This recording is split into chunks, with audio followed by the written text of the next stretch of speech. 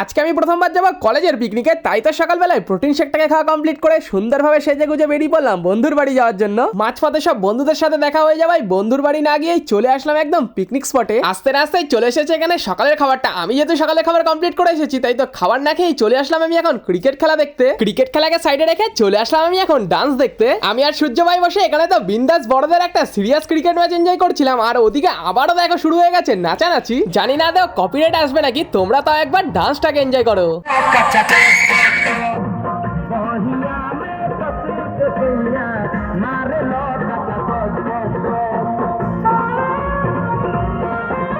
One hour later. Finally এখন সবাই বসে পড়েছে খাওয়া দাওয়া করতে। খাওয়া দাওয়াকে সাইডে রেখে আবার চলে আসলাম ডান্স দেখতে।